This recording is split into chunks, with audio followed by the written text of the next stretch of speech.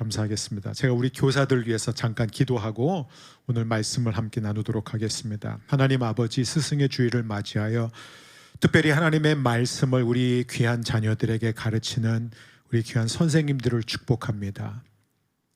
하나님 아버지, 이 아이들의 이름을 불러가면서 무릎 꿇고 하나님 앞에 기도하는 그 귀한 기도 주님께서 들으셨습니다. 우리 선생님들의 마음에 날마다 하나님의 사랑이 더 풍성하게 임하게 하여 주시고, 이 아이들을 사랑하면 할수록 하나님 아버지의 사랑이 내 마음에 차고 더 넘치게 하사 우리 선생님들의 가정과 선생님들의 모든 손의 행사 위에 하나님의 넘치는 은혜가 항상 끊이지 않게 하여 주옵소서. 우리 자녀들 어렸을 때 하나님의 말씀을 배우고 들을 때마다 마음판에 새겨지게 해주시고, 정말 이곳에서 하나님의 말씀으로 양육받는 우리 자녀들 모두가 이 시대에 하나님이 귀하게 쓰시는 소중한 그릇 되게 하여 주옵소서. 감사드리며 예수님의 이름으로 기도합니다. 아멘.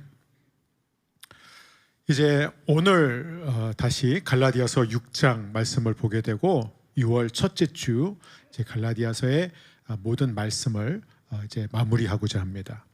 우리는 갈라디아서 6장을 배우면서 갈라디아서의 모든 내용을 어떻게 실천할 것인가. 그래서 갈라디아서 6장의 제목은 복음을 믿는 사람은 어떻게 사는가 이거예요. 그리고 우리가 첫 번째 1절 2절을 통해서 복음을 믿는 사람은 다른 사람을 어떤 방식으로 대하는가를 배웠습니다. 3주 전에. 그리고 이제 3절과 4절과 5절을 통해서 오늘 제목은 이렇습니다. 저를 한번 따라해 주세요. 나도 모르는 나. 네, 복음을 믿는 사람은 자신을 어떻게 보는가, 이게 굉장히 중요합니다. 복음을 믿는 사람은 자신을 어떻게 보는가. 그래서 오늘 우리가 함께 사도 바울을 통해서 하나님께서 우리에게 주시는 실천에 대해서 함께 나누고자 합니다. 여러분, authentic이라는 단어 아마 최근 들어 많이 들어보셨을 것입니다. 요즘 시대 화두이죠.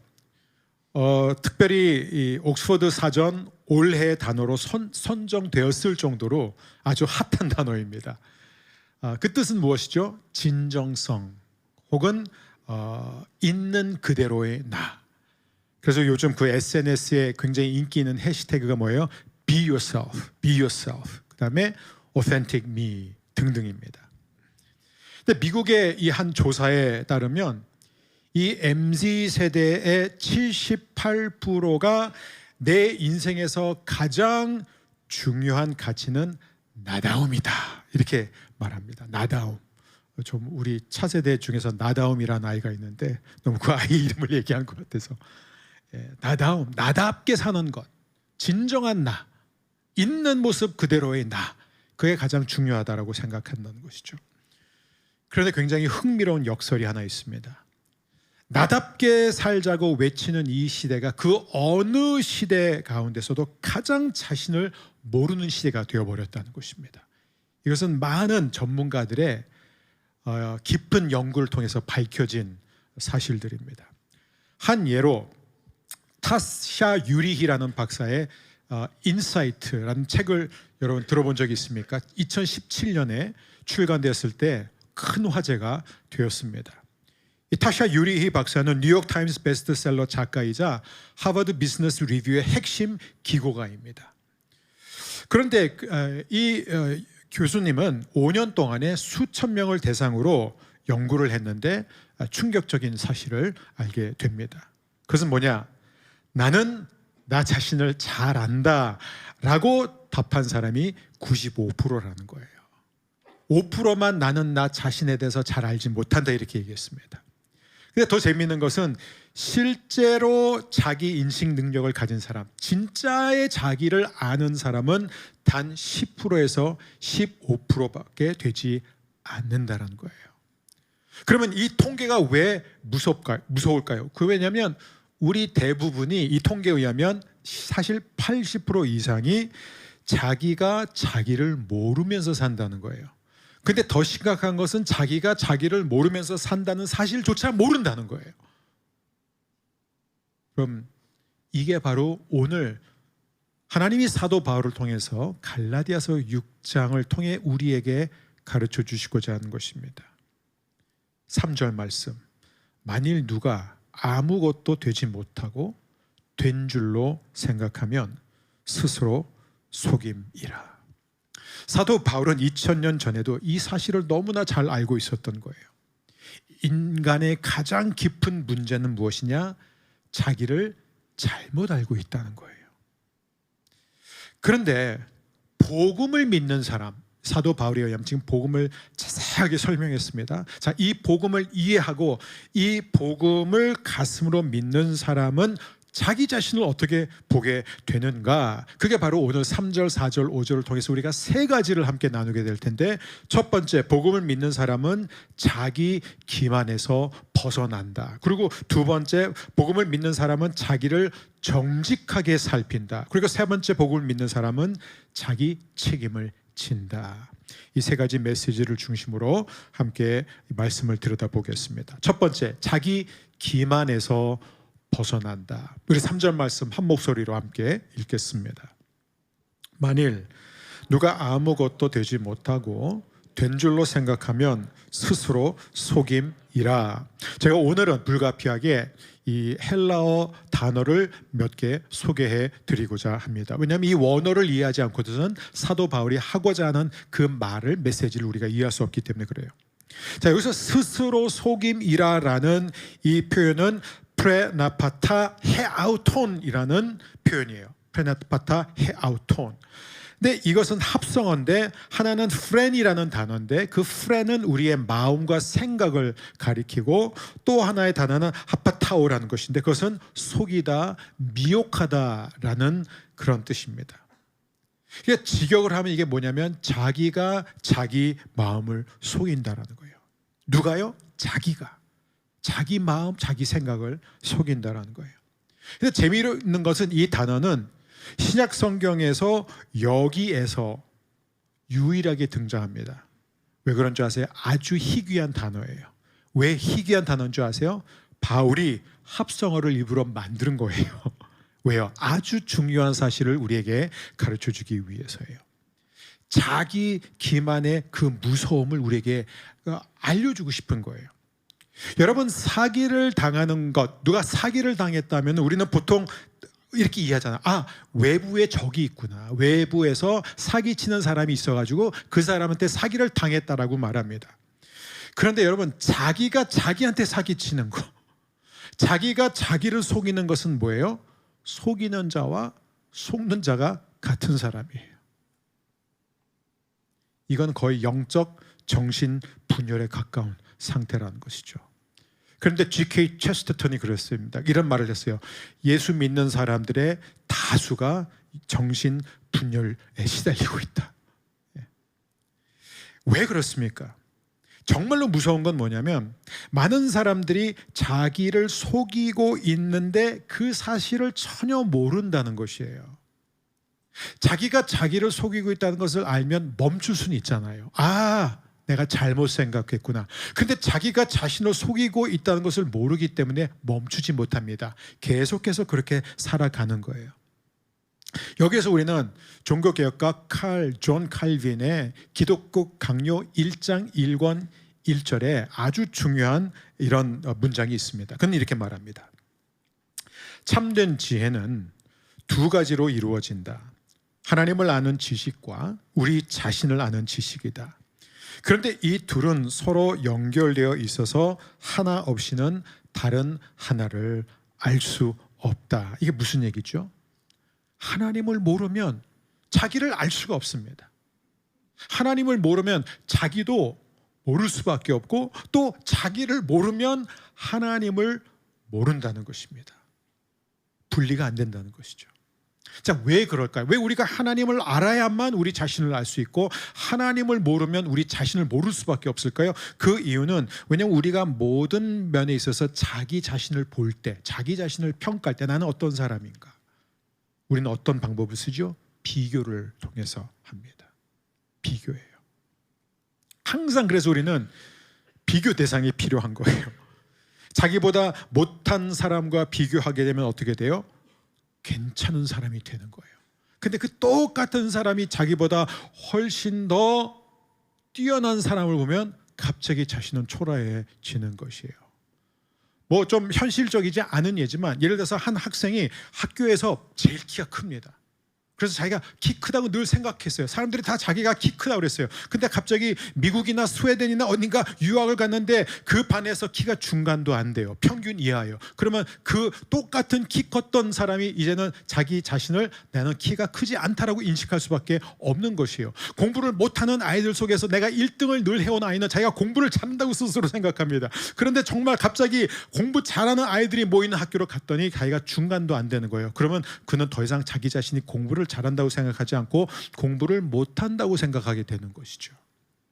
그렇기 때문에 우리는 언제나 자기 자신을 볼 때, 평가를 할 때 비교 속에서 하게 된다는 것이에요. 성경에 보면은 한 좋은 예가 있는데 이사야라는 선지자가 있습니다. 이 이사야 선지자는 어렸을 때부터 평생 말씀대로 의롭게 살아왔던 선지자였습니다. 근데 그 선지자가 어느 날 하나님 앞에서, 거룩하신 하나님 앞에 서게 돼요. 근데 그 순간 이 선지자가 뭐라고 큰 소리로 외치지요? 이사야서 6장 5절이에요. 우리 함께 읽겠습니다.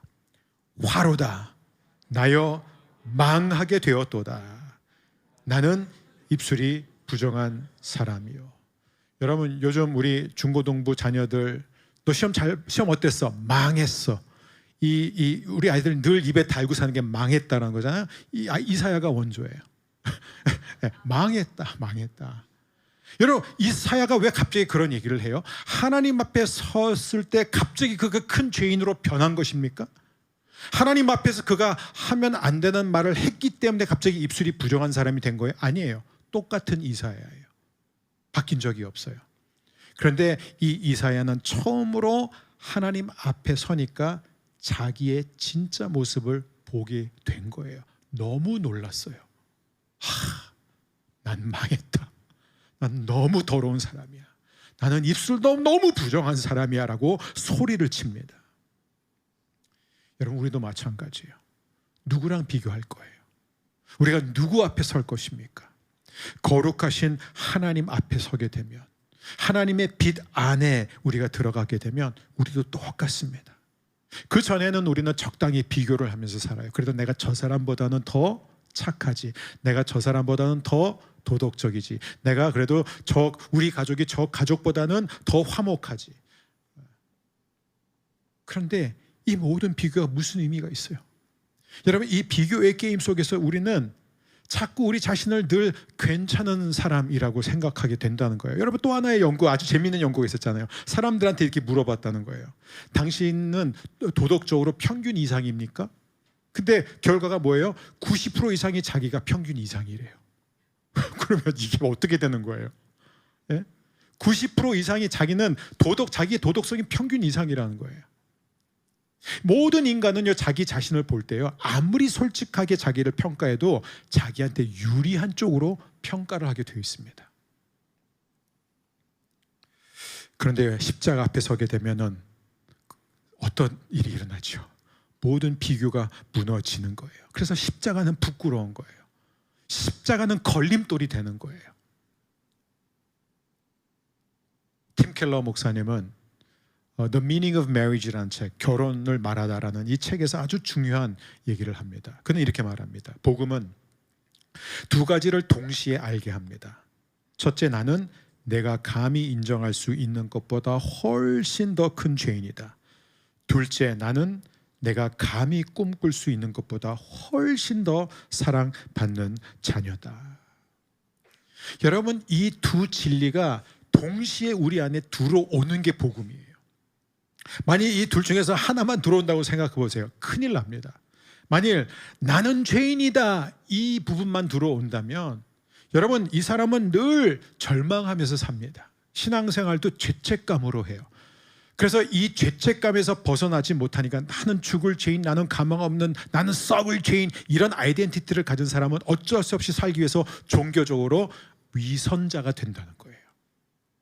반면 나는 죄인이다가 아니라 나는 사랑받는 하나님의 자녀다라는 이 진리만 받아들이게 되면 이 사람은 어떻게 돼요? 늘 교만해집니다. 그리고 가장 심각한 뭐예요? 은혜를 값싼 은혜로 전락시킨다는 것이에요. 은혜가 은혜인지를 모른다는 것입니다.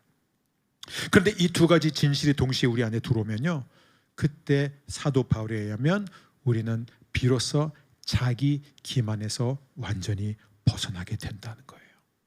어떤 자리? 십자가라는 거예요. 저와 여러분이 십자가 앞에 설 때 비로소 우리는 두 가지를 동시에 깨닫습니다. 처음, 하나님의 아들이 죽어야 할 만큼 나는 죄인이다. 심각한 죄인이다. 동시에 하나님의 아들이 죽으셨을 만큼 나는 가치 있고 아름답고 사랑받는 자녀다. 이것이 바로 복음입니다. 그래서 조나단 에드워즈는 자기 점검의 필요성이라는 이 설교에서 그는 이렇게 말하고 있습니다.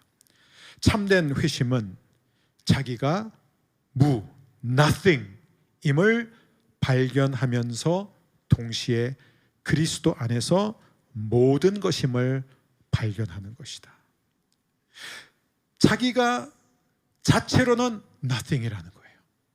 그런데 그리스도 안에 있는 자기를 보니까 everything이 된다는 것입니다.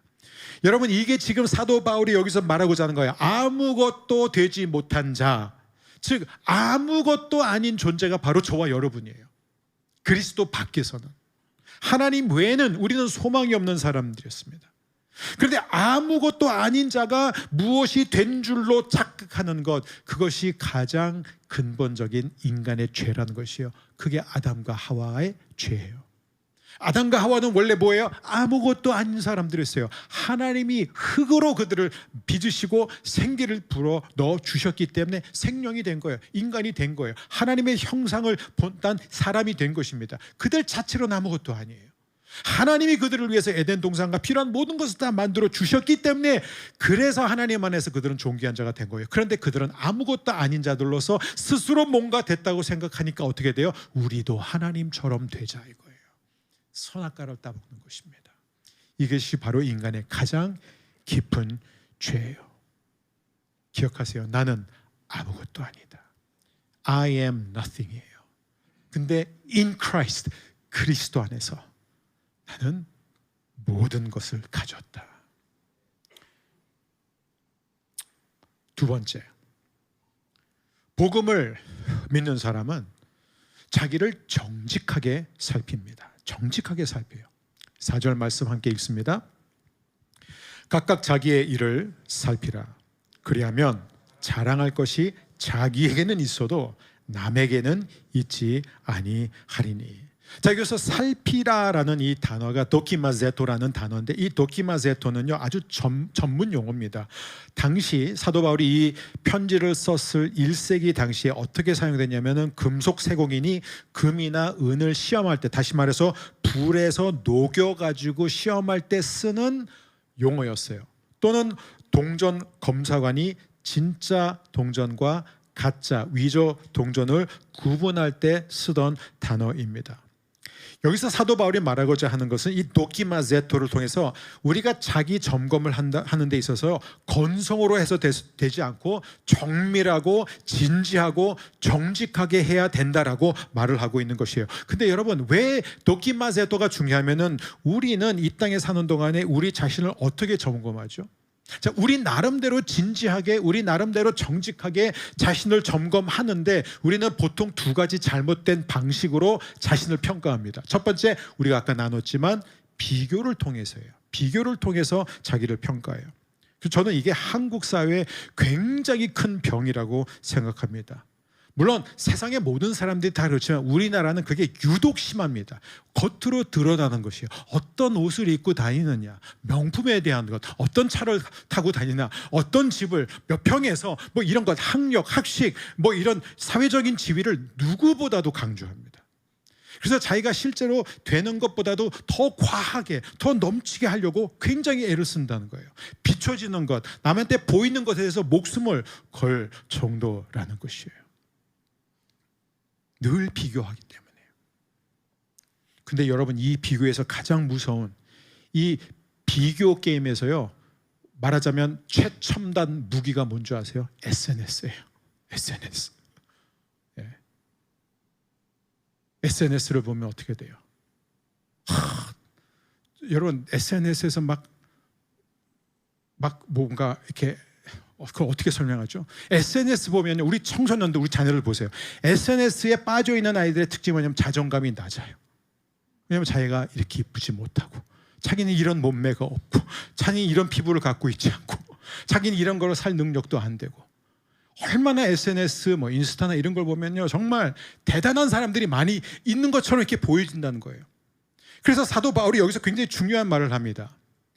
이 4절 후반부를 보니까 자랑할 것이 자기에게는 있어도 남에게는 있지 아니하리니. 이게 무슨 얘기인 줄 아세요? 자기 자신에 대한 참된 평가는 절대 비교에서 오지 않는다는 겁니다. 절대로.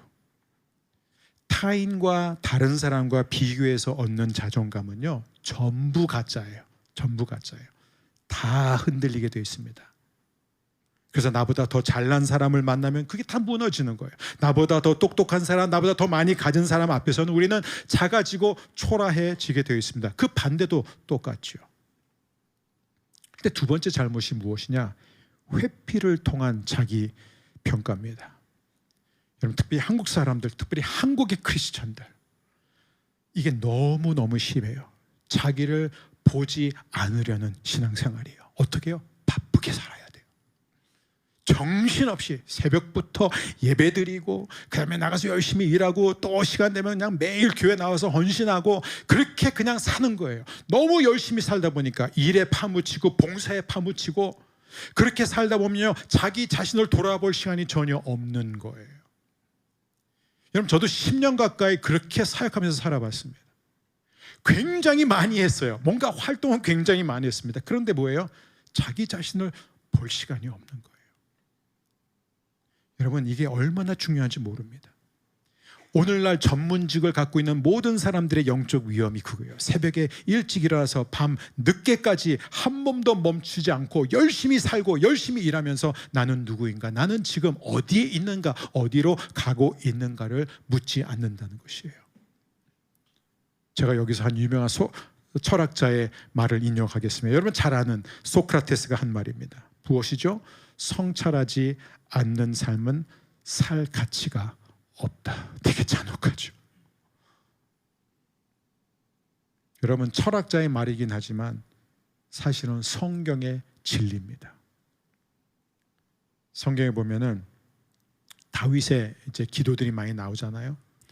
그래서 그 다윗의 기도 가운데, 저도 어떻게 그렇게 했는지 모르지만 정말 하나님의 은혜인데, 제가 초등학교 3학년 때 아버지로부터 이제 선물을 받았는데 한영 성경책을 처음으로 선물 받았어요. 그리고 제가 그 성경책에다가 딱 두 구절을 썼어요. 한 구절은 사도행전에 나와 있는데, 그리스도의 사랑이 나를 강권하는도다. 그걸 딱 썼고, 두 번째 구절이 바로 이거였습니다. 우리 같이 읽겠습니다. 시편 139편. 하나님이여 나를 살피사 내 마음을 아시며 나를 시험하사 내 뜻을 아옵소서. 내게 무슨 악한 행위가 있나 보시고 나를 영원한 길로 인도하소서. 아멘. 저는 이 기도가 너무 좋아요. 여러분, 다윗이 지금 이 기도를 왜 드리고 있는 줄 아세요? 다윗이 한 가지 분명히 안 사실이 있어요. 그게 뭐예요? 자기가 자기의 노력으로는 자기를 정확히 볼 수 없다는 거예요. 다윗은 너무 잘 알았어요. 나는 나를 볼 수가 없습니다. 나는 내가 어떤 사람인지, 내가 어떤 생각을 하고 있는지, 내 마음은 어떤지, 내 마음의 숨은 동기가 무엇인지 저는 알 수 없습니다. 그러니 하나님이 저를 좀 봐주세요. 하나님이 제 생각을 좀 봐주세요. 하나님이 제 생각을 좀 시험해 주세요. 그래서 제 안에 숨어있는 모든 악하고 불순한 동기들이 다 드러나게 해주세요. 그래서 저로 하여금 정말로 하나님이 기뻐하시는 길로 인도해 주세요. 여러분, 저는 오늘 이 기도가 저와 여러분의 평생의 기도가 되었으면 좋겠습니다. 우리는 우리 스스로를 점검 못합니다. 우리가 십자가 앞에 서는 방법 외에는 다른 방법이 없어요. 우리가 십자가에 서게 되면 비로소 자기를 보게 되는 것이에요. 십자가는 거울이에요. 여러분 아침에 오늘 교회 나오시기 전에 거울 다 보셨죠?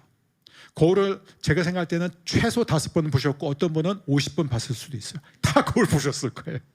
예, 볼 수밖에 없어요. 양치질할 때도, 세수할 때도, 화장할 때도, 머리할 때도, 우리는 계속 거울, 옷 갈아입을 때도, 옷 입을 때 계속 보게 됩니다. 근데 여러분 이 거울을 볼 때마다 여러분 항상 기억하세요. 십자가가 바로 거울이라는 거예요. 그러면 우리는 그 십자가 앞에서 매일 이 고백을 드릴 수 있어야 됩니다. 하나님, 제 마음을 봐주세요. 저를 살펴주세요. 제가 정말 하나님을 향해 바르게 가고 있는지 아는지 하나님이 저를 시험해 주세요. 그래서 안 좋은 마음들, 불순한 동기는 다 제거해 주시고 제가 하나님의 영원한 길을 갈 수 있게 해주세요. 여러분 이 짧은 기도 30초밖에 안 걸립니다. 여러분 거울을 바라볼 때 이 기도를 꼭 하시게 되기를 바랍니다. 이게 바로 도키마제토예요. 도키마제토예요. 하나님, 지금 제가 진짜인지 아닌지 주님만 아십니다. 주님, 저를 점검해 주세요. 이게 바로 복음을 믿는 사람이 자기 자신을 보는 방식이에요. 근데 이 사람은요, 왜 그런 기도를 드릴 수 있는지 아세요? 왜냐하면 너무 자유롭기 때문에요. 왜 자유로워요? 왜냐하면 알아요. 자기가 나는 하나님의 아들이 나를 위해서 죽으셨어야 할 만큼 나는 아주 더럽고 나쁘고 악한 죄인이란 걸 알아요. 인정했어요, 그거를. 그러니까 내 안에 어떤 추악한 모습이 드러나는 거에 대해서 그걸 감추려고 하지 않습니다. 왜요? 두 번째 진리를 알기 때문에. 근데 하나님의 아들이 죽으실 만큼 나는 너무너무 소중하고 사랑스럽고 아름답고 존귀한 하나님의 자녀라는 거예요. 뭐가 무서워요? 뭐가 두려워요? 그러니까 이런 기도를 드릴 수 있는 거예요. 하나님, 저의 모든 추한 모습도 주님께서 다 복음으로 씻어 주옵소서. 이것이 바로 저와 여러분이 누리는 자유입니다. 세 번째, 복음을 믿는 사람은요, 자기 책임을 지는 사람이에요. 자기 책임을 지는 사람이에요. 그게 바로 5절입니다. 5절 말씀 함께 읽겠습니다. 각각 자기의 짐을 질 것이라. 되게 짧죠. 각각 자기의 짐을 질 것이라. 자, 2절 말씀 우리가 지난번에 살펴봤는데요, 모순되는 것처럼 보여요. 이 두 구절. 2절은 어떻게 돼 있죠? 서로 짐을 지라. 5절은 각자 자기의 짐을 지라. 근데 우리가 역시 이 부분에서 원어를 보면 금방 답이 나옵니다. 자, 2절에서 서로의 짐을 지라라는 이 짐은 바로스라는 단어가 사용이 됩니다. 어떤 단어죠? 뜻이죠? 무거운 바위, 압도적인 무게의 짐, 사람이 혼자 들 수 없는 짐, 함께 들어야 하는 짐. 이게 예를 들어서 뭐가 있을까요? 갑작스럽게 사별을 당하는 경우예요. 감당할 수 없는 큰 병을 얻게 되었을 때예요. 가정의 위기가 닥쳐오기도 하고 신앙의 위기가 닥쳐올 때 그때 우리는 혼자 감당 못합니다. 그래서 공동체가 있는 거예요. 그래서 교회가 있는 것이에요. 그래서 믿음의 가정이 있는 것입니다. 그런데 이 5절의 짐은 한글로는 똑같은 짐이지만 헬라어는 전혀 다른 단어예요. 포르티온이에요. 포르티온. 이 포르티온은 로마 군인이 행군할 때에 매는 개인 군장이고 또 당시 상인이 짊어지는 자기 보짐을 가리켰습니다. 즉 다른 사람이 대신 들어주는 그런 짐이 아니라 자기가 스스로 지고 가야 할 짐을 가린 거예요. 자, 그렇다면 우리는 이 바로스와 포르티온을 분명히 구분해야 돼요. 뭐예요? 하나는 함께 지는 짐이고 또 하나는 혼자 져야 할 짐인데, 여러분 복음을 믿는 사람은요 이 두 가지를 혼돈하지 않습니다. 이 두 가지를 구분할 수 있어요. 왜요? 우리가 이 두 가지를 혼돈하기 때문에 모든 문제가 생기는 거예요. 이 두 가지를 혼돈할 때 우리는 어떤 일이 생기냐면 두 가지 양극단으로 우리는 쏠리게 되는데, 첫 번째 극단이 무엇인지 아세요? 모든 것을 혼자 짊어지려는 영웅주의에 빠져요. 여러분 얼마나 신앙이 있고 열심히 있고 헌신된 교회 다니는 사람들이 이 영웅주의에 빠졌는지 모릅니다. 여러분 이런 경험 없습니까? 혹시 여러분 주위에 이런 사람들 없습니까? 모든 짐을 자기가 혼자 지려고 가고 합니다. 왜요? 나는 절대로 약함을 보일 수 없어. 왜냐하면 내가 약할 때 그리스도의 강함이 나와 함께 있기 때문에 나는 약하지만 강한 사람이야 라고 늘 이렇게 신앙으로 포장하는 사람이에요. 나는 절대로 도움을 청할 수 없어. 왜냐하면 하나님이 나의 도움이야. 내가 왜 도울 힘이 없는 인생을 의지해. 시편에도 기록됐잖아. 하나님만이 나의 도움이요 나의 분기시니. 그리고 나는 강해야 해. 내게 능력 주시는 자에서 내가 모든 것을 할 수 있느니라. 아멘 하면 막 아멘 하고 사람들이 다 하죠. 저는 늘 기도원에서 같이 아멘 하고 소리 질렀어요. 그러니까 저는 정말 항상 내가 정말 믿음이 있으면 어떤 시험도 하나님은 이길 수 있게 하신다. 여러분 이게 얼마나 위험한지 모릅니다. 얼마나 위험한지 몰라요. 하나님은 분명히 우리에게 바로스를 주십니다. 혼자 질 수 없는 짐을 허락하신다는 거예요.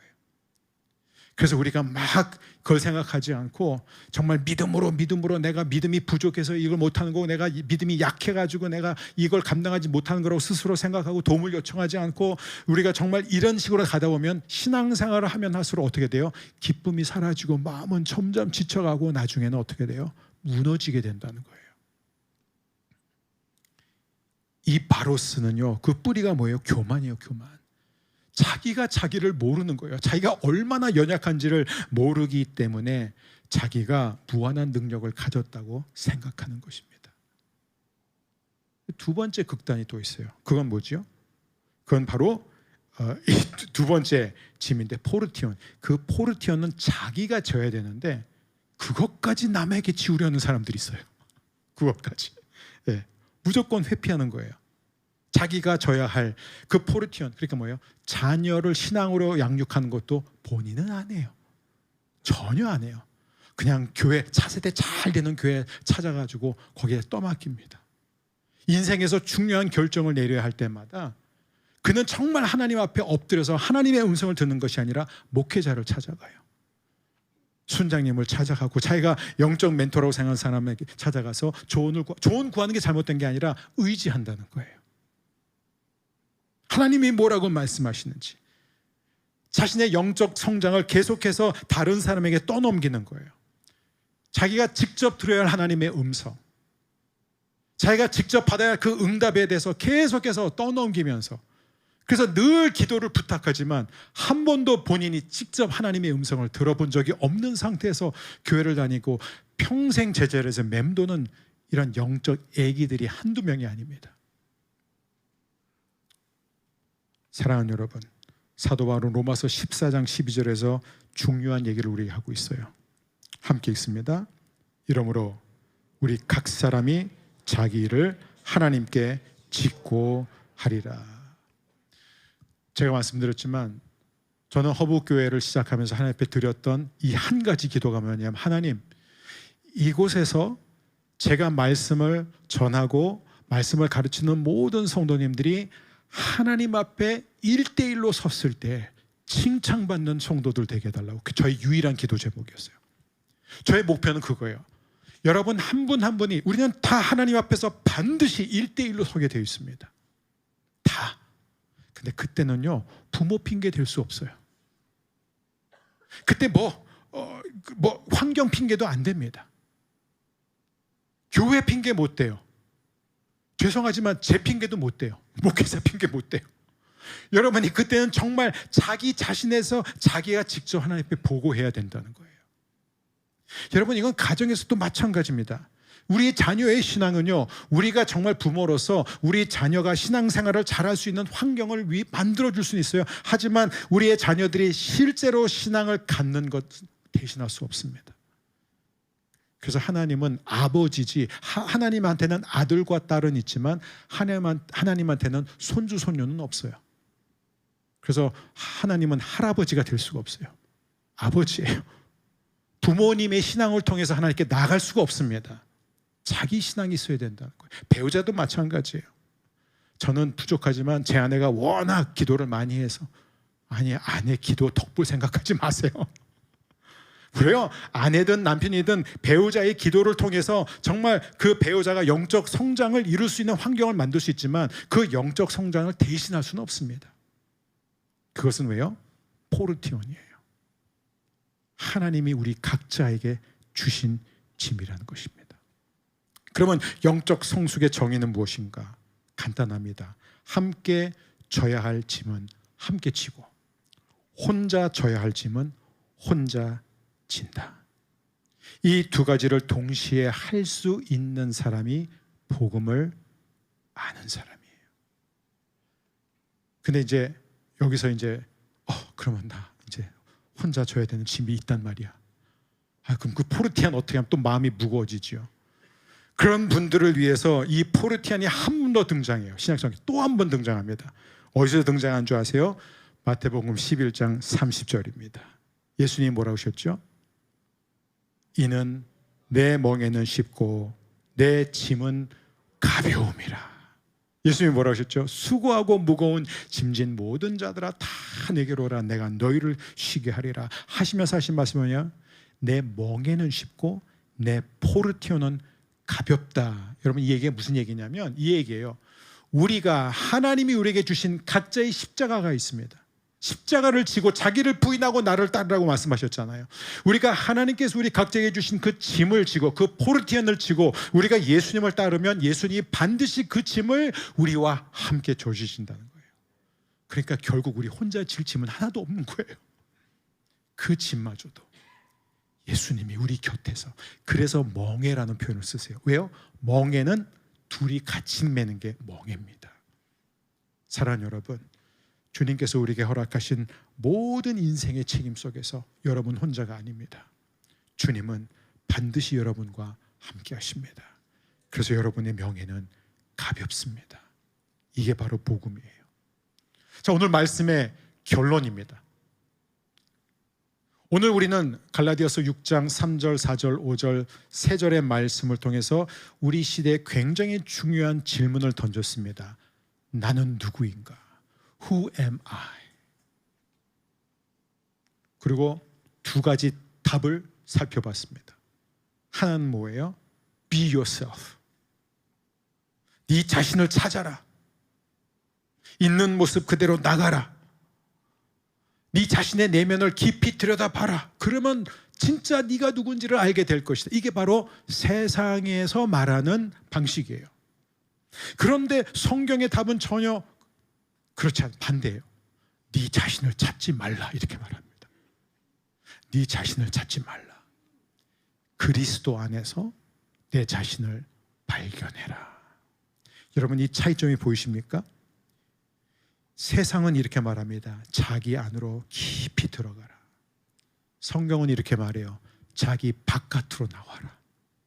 바깥으로 나와서 그리스도 안에서 진짜 자기를 보라. 여러분 다시 한번 강조합니다. 다윗의 기도를 기억하세요. 자기 안으로 깊이 들어가면 들어갈수록 우리는 더 큰 자기 기만에 빠져들게 되어 있습니다. 여러분 우리의 마음은요 너무 간사하고 너무 교모하고 너무 부패되어 있어서요 자기 마음을 자기가 아는 사람은 없어요. 자기 마음이 자기를 속이고 자기 죄를, 그래서 우리는 계속해서 자기가 짓는 모든 죄는 우리는 합리화합니다. 내가 그때는 그럴 수밖에 없었기 때문에 이런 죄를 지었지만 다른 사람이 짓는 죄는 굉장히 크게 보고 분노하고 어떻게 저럴 수 있냐 인간이, 우리는 그렇게 말해요.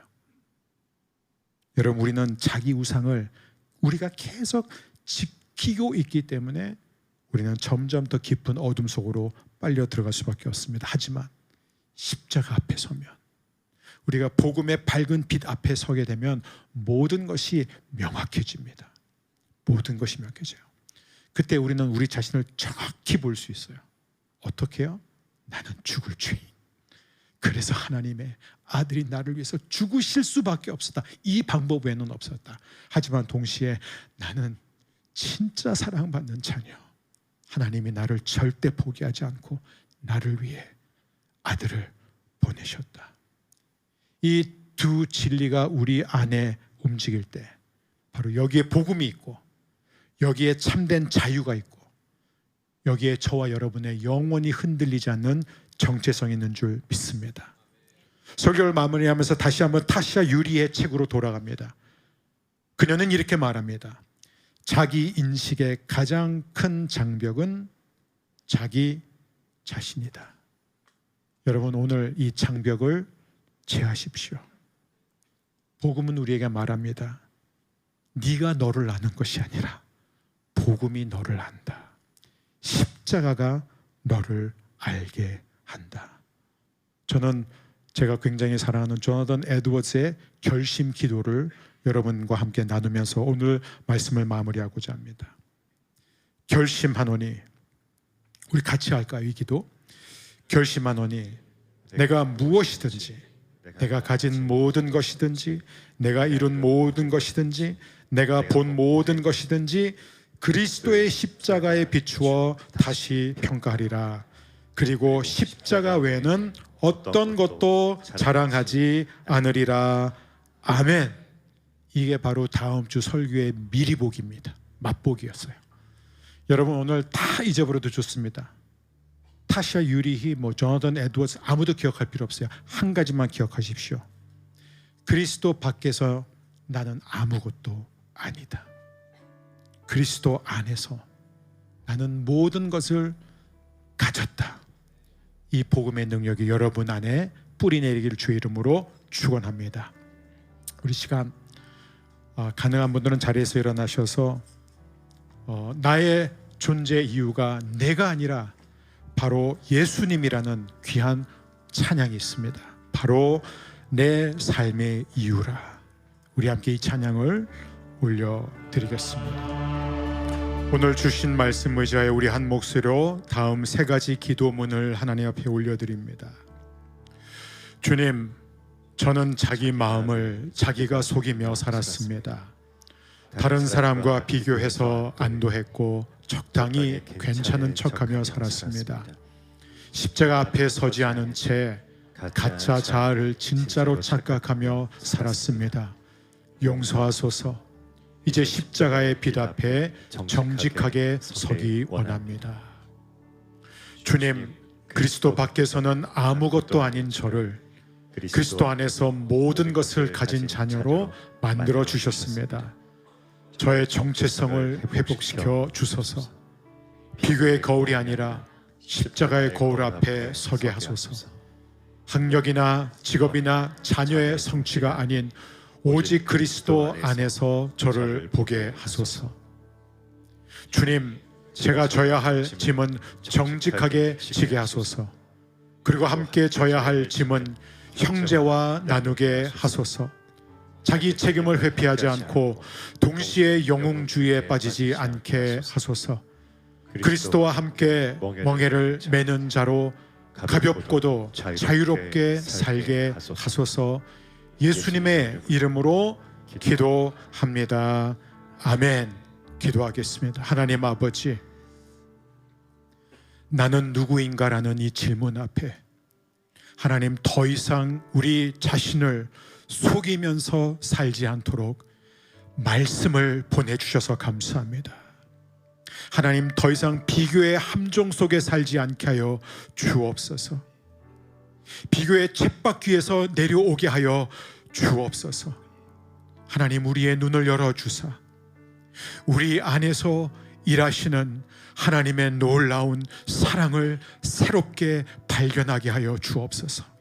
오늘 말씀을 받은 모든 성도님들이 아침에 일어나서 하루를 시작할 때 나는 그리스도 밖에서는 아무것도 아닌 사람이다. 하지만 그리스도 안에서 나는 모든 것을 가진 사람이다. 선언하며 시작하게 하여 주옵소서. 하나님, 무엇보다도 우리 안에 있는 추한 모습이 드러나는 것을 두려워하지 않게 하여 주옵소서. 우리가 하나님 앞에 이미 사랑을 확증받은 사랑받는 자녀임을 기억하며 살게 하여 주옵소서. 이 든든하고 아름다운 정체성을 우리의 자녀들에게도 물려주게 하여 주옵소서. 우리의 자손들에게 계속해서 물려주는 믿음의 가정이 될 수 있도록 주님, 이 시간 우리를 성령으로 인쳐 주옵소서. 감사드리며 존귀하신 예수님의 이름으로 기도합니다. 아멘.